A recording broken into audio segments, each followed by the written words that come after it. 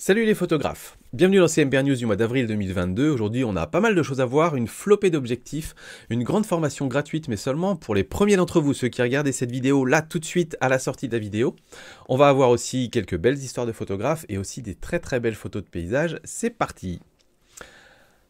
Alors, d'abord, merci aux sponsors de cette vidéo qui s'appelle Ampara. Vous connaissez Ampara. Ampara a décidé de rempiler et de sponsoriser à nouveau plusieurs MPR News sur l'année 2022. Donc je suis très content de continuer avec ce sponsor. Et j'en parle un tout petit peu plus tard dans la vidéo. C'est évidemment sur Ampara que vous allez avoir accès à une formation complètement gratuite. Les news matos. Alors on a pas mal d'objectifs qui sont sortis ces derniers temps. Donc on a le Laowa 25 mm f0.95 pour micro 4 tiers. Donc toujours intéressant d'avoir des objectifs avec des très grandes ouvertures pour micro 4 tiers. Ça permet du coup de compenser le fait que le capteur soit moins grand. Et donc ça en fait des objectifs très intéressants. 550 €. On a Thingify qui sort un 18 et un 36 mm sténopé. Donc à usage très particulier. Un Laowa 20 mm f4 shift, tilt shift, vous savez, là c'est juste shift, pour plein de montures, mais très cher. Mais cela dit, les objectifs shift c'est toujours très cher et c'est pour un usage très spécifique aussi. On va les retrouver beaucoup pour la photo d'architecture notamment. Et donc dans la même série, un Laowa 15 mm f4.5 shift à 1400 €. On a aussi Nikon qui sort un bazook, un gros bazooka 800 mm f6.3 pour monture Nikon Z à 7300 €. Lensbaby qui sort un 50 mm f2.5, Leica un 28 mm f2, Samyang un 35 mm f1.4 pour monture Sony E. Tous ces objectifs, vous avez évidemment tous les liens dans la description pour pouvoir aller voir toutes les spécifications, avoir plus d'informations dessus. Vous le savez, c'est pas le but premier de CMPR News, je vous en donne. Vous en prenez connaissance des différents objectifs. Après, si vous voulez aller plus loin, vous allez voir dans la description. Sony qui sort une nouvelle version du 1635 f4 pour monture Sony E. 1500 €. Irix qui sort un 21 mm f4 pour plusieurs montures aussi. Et puis Yongnuo qui sort un 85 mm f1.8 pour Nikon Z. Donc toujours intéressant de voir des objectifs de marques tierces sortir des objectifs, sortir des objectifs pour les nouveaux systèmes mirrorless de chez Canon et Nikon. Donc là c'est pour Nikon Z aux alentours de 350 $. Voilà pour les objectifs. Ensuite, on a Venus Optic, qui est donc le fabricant des objectifs Laowa, qui annonce un réducteur de focale. Alors c'est assez étonnant parce que d'habitude on a plutôt des multiplicateurs de focale. Là c'est un réducteur de focale, donc x 0,7. Et en fait c'est pour un objectif très particulier qui est le Laowa 24 mm f14. Vous l'avez sûrement déjà vu, on le surnomme en anglais le probe lens, c'est-à-dire l'objectif sonde. C'est-à-dire que c'est l'objectif qui a un grand nez là très long. Qui permet de faire de la macro mais dans des configurations tout à fait inédites. Et donc la difficulté de cet objectif là c'est qu'il a forcément une ouverture très faible, une ouverture maximum très faible, f14, et donc en mettant ce réducteur de focale, ça permet de réduire justement ce problème et donc d'agrandir l'ouverture de un stop. Donc on passe de f14 à f10. Donc pour ceux qui ont cet objectif et uniquement pour cela, ça coûte 250 $ sur le site de Venus Optics. Et voilà à quoi ça ressemble. Voilà, donc je viens le mettre ici entre le boîtier et l'objectif. Ensuite, on a Platypod qui annonce un nouveau produit qui s'appelle Xtreme. C'est un mini trépied solide et polyvalent. Alors, mini trépied, je n'appellerais pas forcément ça un trépied, mais vous allez voir un peu comment ça fonctionne. Je pense aussi que c'est pour un usage très spécifique. Leur but, c'est que ça s'adapte un petit peu à tous les terrains, que vous puissiez le mettre sur un arbre, par terre, etc., où vous voulez. Dans des tout petits espaces aussi, si vous devez faire beaucoup de shooting, par exemple, je pense à des shootings d'intérieur de maison, si vous faites de la photo d'architecture ou de vente de maison, comment on appelle ça, de la photo d'immobilier. Là ça peut être intéressant, plutôt que de devoir mettre un grand trépied devant un meuble, et de pouvoir se mettre dans le meuble et donc de pouvoir avoir un peu plus de recul, toujours pour prendre des photos au grand angle. Donc voilà le type d'application sur lesquelles je peux le voir. Ça coûte 120 $ sur Kickstarter, et voilà un petit peu à quoi ça ressemble.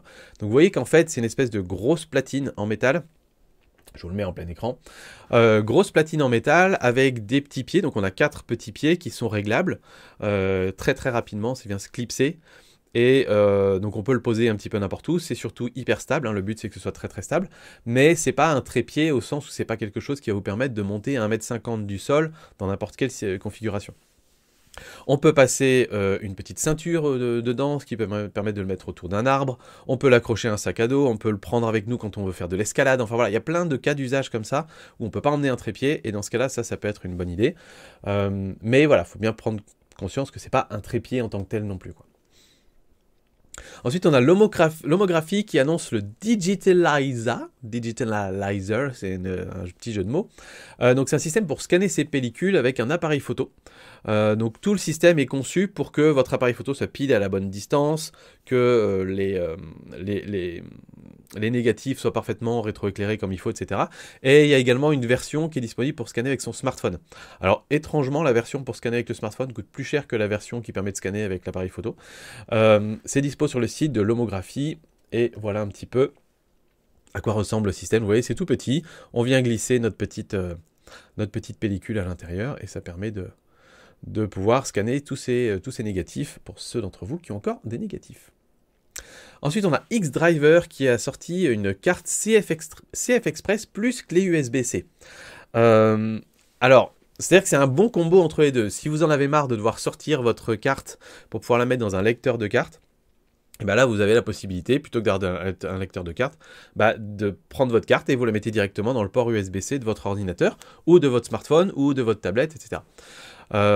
Donc, je ne sais pas si ça a un vrai usage, ou si c'est, vous savez, un de ces produits hybrides qui sont créés pendant qu'on est en train de faire la transition entre deux technologies.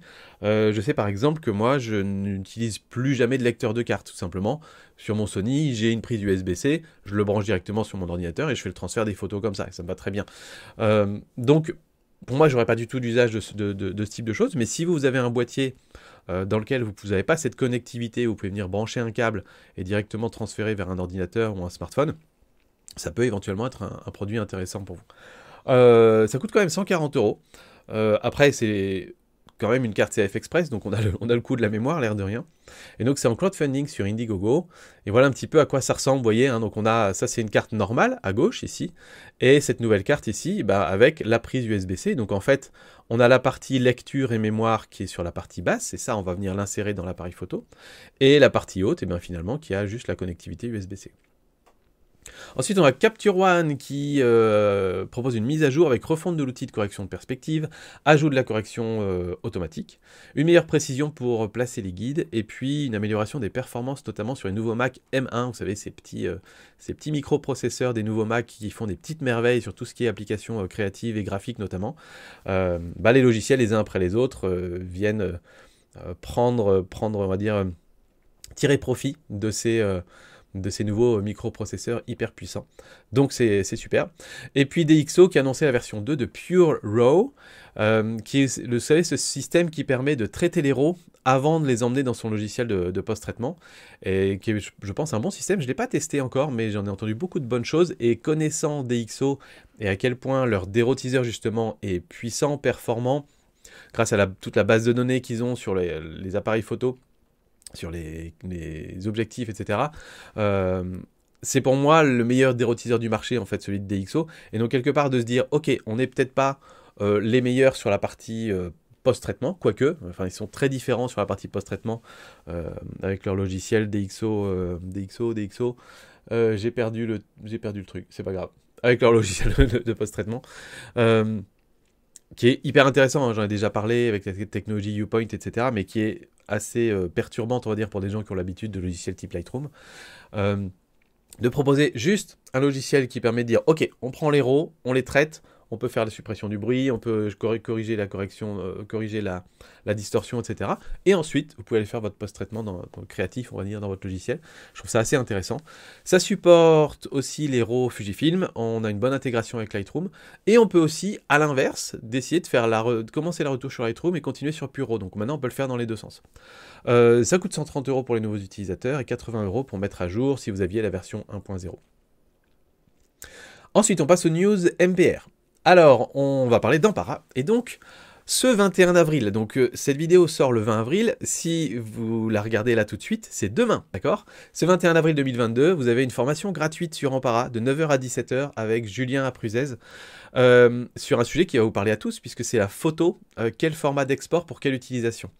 Et donc, l'export d'une photo, C'est un truc qui paraît tout con. On se dit, bah, j'ai traité ma photo, je vais l'exporter, on met les paramètres par défaut et c'est très bien. Oui, sauf qu'en réalité, si vous réfléchissez ne serait-ce qu'à le format, pardon, le support sur lequel votre photo va être affichée. Si elle est faite pour être affichée sur un écran 32 pouces 6K, vous allez probablement, juste sur la question de la netteté par exemple, appliquer beaucoup moins de netteté sur cette photo-là que si vous allez l'exporter pour un affichage sur les réseaux sociaux, où ça va être dans une toute petite résolution, ça va s'afficher sur des smartphones.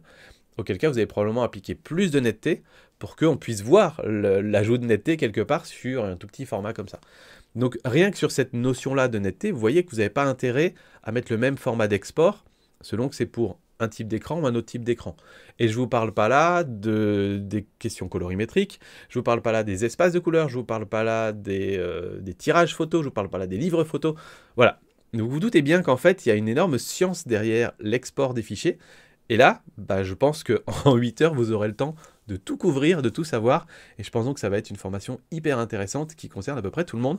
Donc si ça vous intéresse, vous pouvez réserver votre place, mais faites très vite, vous avez compris, puisque c'est demain. Le jour où on sort cette vidéo, ça sort demain. Et donc c'est sur ampara.fr, vous avez le lien dans la description juste en dessous. Et voilà un petit peu. Donc ça c'est la page, hop là, ça c'est la page du site d'Ampara. Donc vous allez arriver sur cette page-là, vous faites juste réserver le live gratuit et vous pourrez le suivre gratuitement demain en direct. Et voilà un petit peu les questions auxquelles Julien va répondre notamment, c'est le programme de ce live. Quelle définition ou résolution minimum pour un tirage en 20/30? Donc là c'est hyper pratique, pratico-pratique. Est-ce que j'ai besoin d'un moyen format pour une affiche publicitaire? Donc là on va parler un petit peu de taille de capteur. Quelle définition ou résolution minimum pour un tirage 20/30? C'est la même question, ils ont mis 2 fois. Quel ratio d'image je dois utiliser pour du 13/18? Pourquoi j'ai des bandes blanches qui apparaissent parfois sur mes tirages à 72 ou 300 dpi? Sur mes tirages. Ensuite, est-ce qu'on doit faire 72 ou 300 dpi pour les photos sur Internet? Pareil, c'est un sujet de débat. Tout va être traité demain. Et puis, la question aussi, qu'est-ce que c'est le DPI? Donc, en fait, vous voyez que ça va être un peu plus large que juste le format d'export, parce que vont se poser des questions aussi de taille de capteur, de qu'est-ce qui se passe quand on imprime ces photos, etc., pour comprendre vraiment tout l'écosystème autour de l'export et de l'impression des photos et de l'utilisation des photos une fois que vous avez fini de les traiter. Donc voilà, je pense que ça va être hyper intéressant. Moi, je vais le suivre soit en direct, soit en différé, parce que comme j'ai un abonnement chez Ampara, bah, je peux le regarder plus tard en différé. Donc si vous voulez le voir gratuitement sans abonnement Ampara, vous ne pouvez le voir que demain.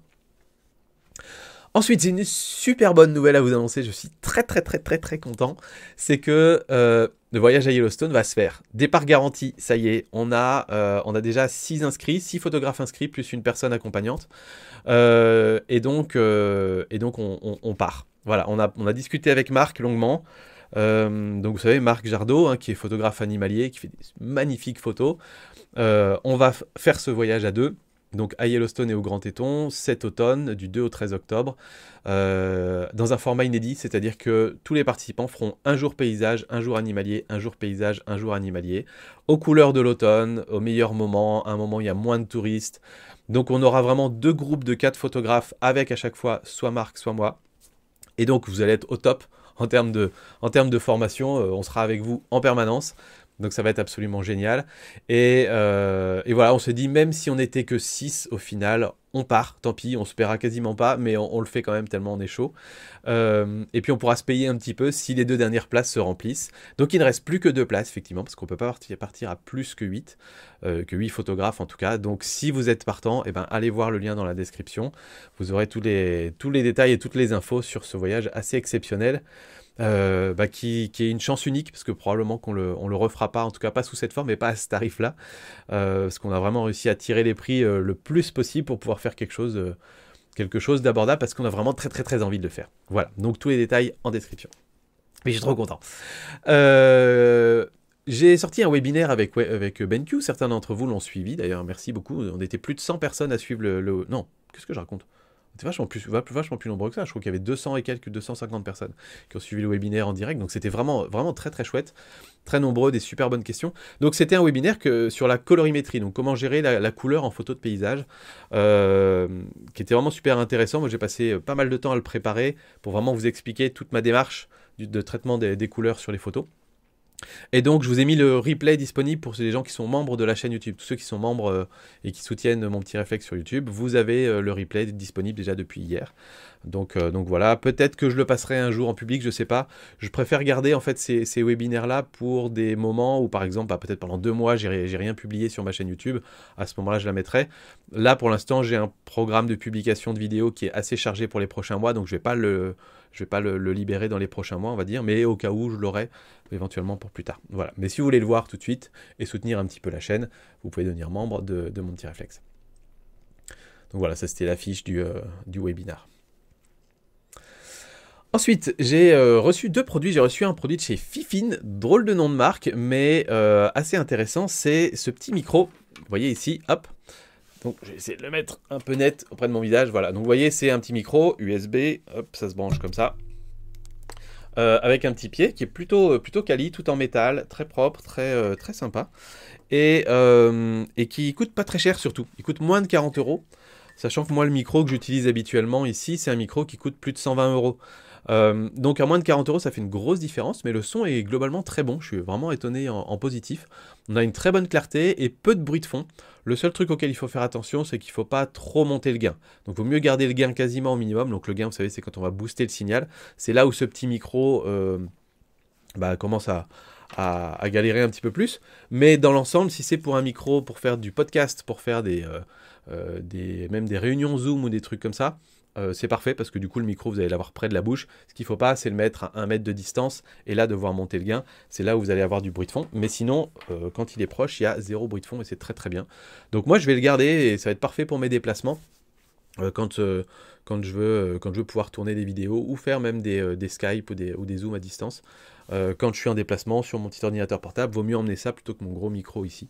Donc voilà, un bon petit produit que je recommande sans aucun problème. Donc voilà un petit peu à quoi il ressemble sur une belle photo, on va dire.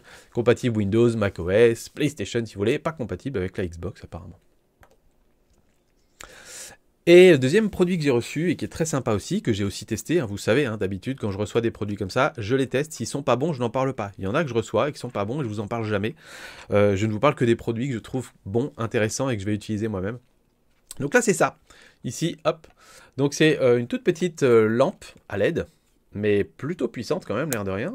Hop, si je vous la mets là, alors sachez que moi j'ai des énormes spots qui m'éclairent, mais donc vous pouvez voir un peu que c'est quand même relativement puissant. Donc on a plein de modes de couleurs. On peut faire de la couleur blanche entre 2500 et 9000 Kelvin. Alors, attendez, je vais vous changer ça. Alors, je vais sur mode, hop, et donc là par exemple, je suis sur le mode blanc, d'accord ? Je vais m'éclairer comme ça vous allez voir. Et donc je peux changer la puissance évidemment. Donc là par exemple, je vais augmenter la puissance au fur et à mesure. Vous voyez, c'est de plus en plus fort. Je peux la baisser évidemment dans l'autre sens. Voilà, vous voyez que c'est de moins en moins fort. Donc on peut le régler de 0 à 100%. Et puis on peut aussi régler la température de couleur. Donc là je suis à 4200 Kelvin.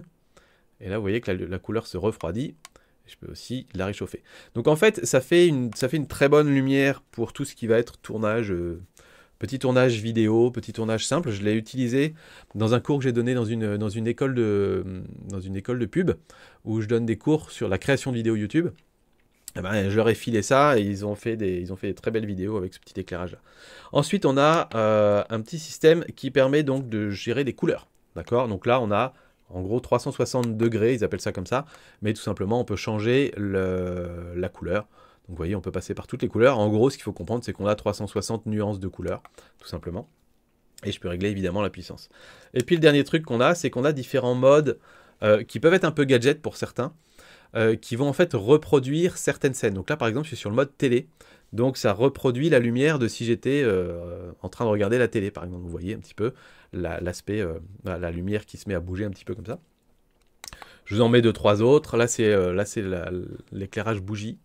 Si je me le mets un petit peu comme ça, voilà, vous voyez que ça fluctue un petit peu, des fois ça va baisser, augmenter, etc. Et je vous en mets un dernier pour le fun, il y en a plein, voilà.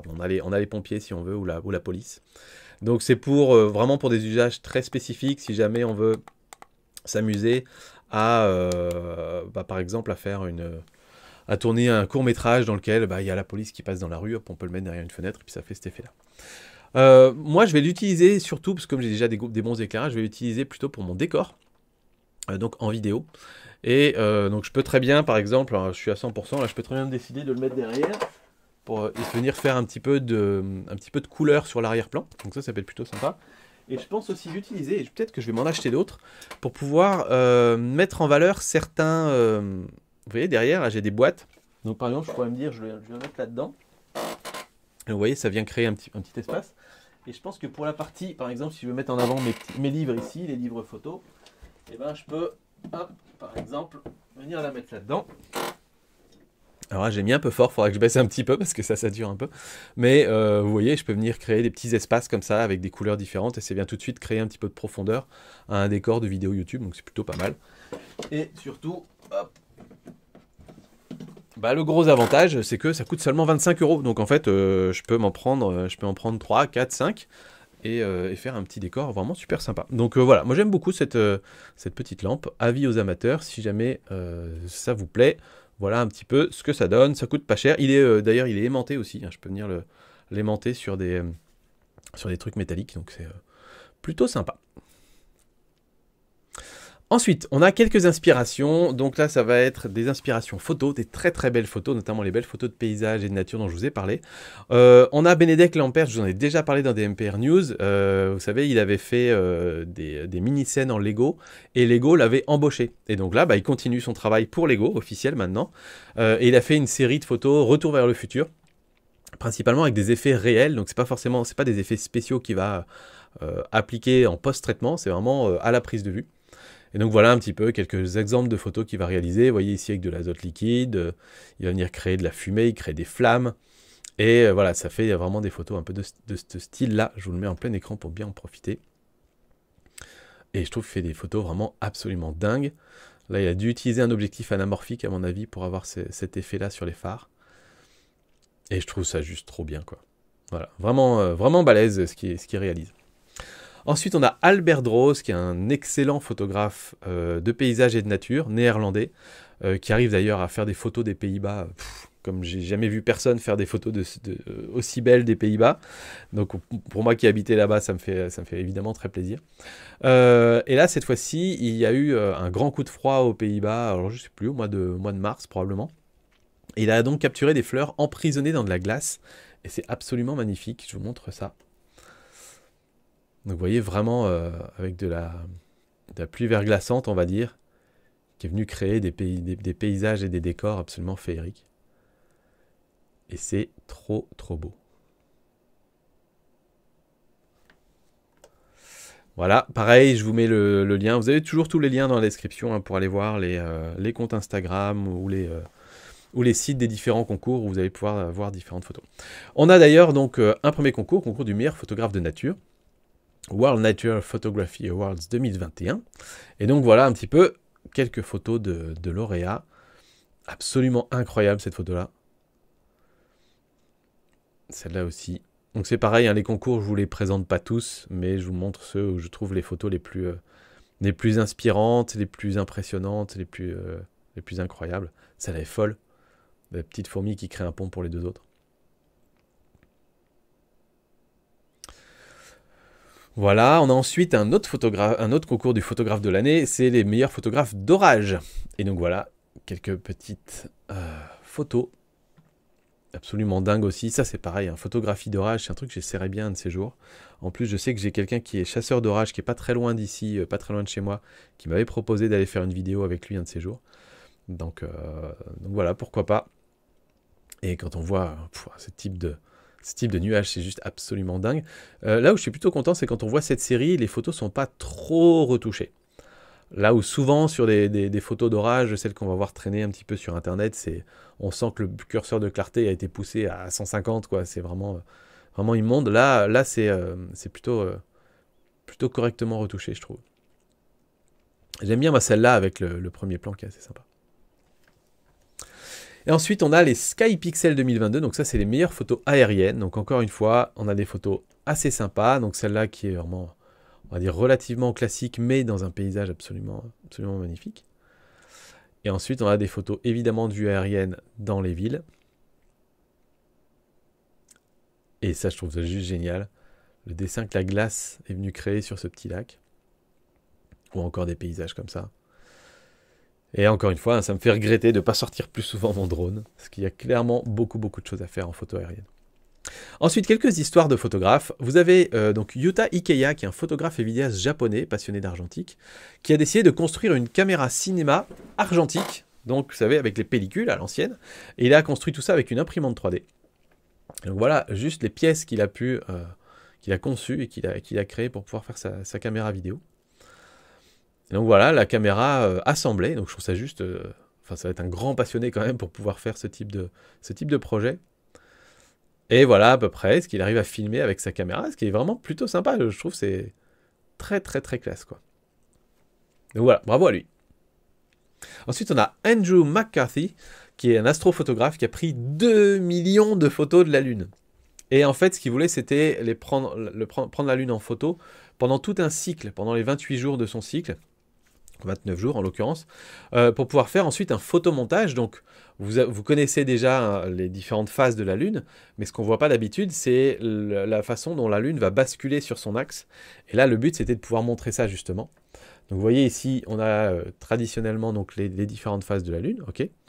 Et ensuite, vous pouvez voir ici, comme on voit la Lune qui tourbillonne autour de son axe et qui se met à danser. Et pour ça, il faut la suivre pendant très longtemps. Et donc, je trouve que c'est un travail absolument dingue qu'a pu réaliser donc Andrew McCarthy. Vous avez, pareil, les liens dans la description. Ensuite, vous avez des chercheurs de l'université de Cornell qui ont créé un robot photographe. Donc là, on va rentrer dans le milieu de l'intelligence artificielle, hein, qui comprend en gros ce qu'est une bonne photo. Alors, on est d'accord, hein, comme d'habitude, quand on parle ici de bonne photo, on va dire d'une photo qui va respecter un certain nombre de règles qu'on lui aura enseignées. Mais quelque part, c'est de la photo qui peut s'industrialiser. Donc là, on a des exemples avec de la photo d'architecture d'intérieur. Et donc, vous pouvez voir ici que, par exemple, on a les photos de départ. Je vous le mets en plein écran. Et puis la photo qui a été réalisée ensuite par le robot. Et c'est clair que, en tout cas, sur les deux exemples à chaque fois, j'ai envie de dire, il n'y a pas photo. La photo qui a été prise avec le robot est bien meilleure que la photo de départ. Voilà, j'ai quand même l'impression que les photos de départ, ils ont pris les pires photos possibles. Mais globalement, si on envoyait un photographe avec pas beaucoup d'expérience, mais qui a déjà pris 2-3 trucs sur la photo d'architecture ou la photo d'immobilier, il nous ferait des photos comme on a sur la droite. Donc là, quelque part, l'idée, c'est de dire, bah, vous voyez, on peut mettre un robot qui fait à peu près le même job et qui donc du coup coûtera beaucoup moins cher qu'un photographe. Donc est-ce que c'est le début de la fin, on va dire, pour ce type de photographie? En tout cas, pour la partie industrialisation, on va dire, il y aura toujours des marchés pour avoir des photographes créatifs, même sur de l'immobilier, évidemment. Mais quand il s'agit juste d'exécuter une tâche qu'un robot peut commencer à faire, pourquoi pas. Ensuite, une initiative plutôt sympa de Make-A-Wish, c'est tout simplement qu'ils ont permis à un garçon de 8 ans qui a atteint d'une leucémie et qui est passionné de nature de devenir photographe pour National Geographic pendant toute une journée. Donc c'est juste une belle histoire. Il était accompagné du photographe Carlton Ward et donc ils sont allés photographier le Corkscrew Swamp, le sanctuaire de Corkscrew Swamp en Floride. Et donc voilà un petit peu le petit garçon qui est avec un de ses photographes préférés pour National Geographic, et je trouve juste que c'est une très belle histoire. Et on termine en remerciant une fois de plus Ampara. Aujourd'hui, mon appel à l'action, c'est de vous dire d'aller vous inscrire tout de suite pour le live qui a lieu demain, le 21. Si vous regardez cette vidéo le 21, vous pouvez tout de suite quand même aller vous inscrire et pouvoir participer et arriver en cours de live. Il n'y a pas de problème, je suis sûr que vous apprendrez des choses. Donc profitez-en, c'est tout de suite, c'est gratuit sur Ampara. Et si vous voudrez le revoir plus tard, c'est là où, dans ce cas-là, il faut prendre un petit abonnement. Et vous pourrez profiter aussi, dans ce cas, de toutes les formations qui existent déjà sur Ampara. Donc voilà, cliquez sur le lien en description. Et moi, je vous dis à bientôt. Ciao!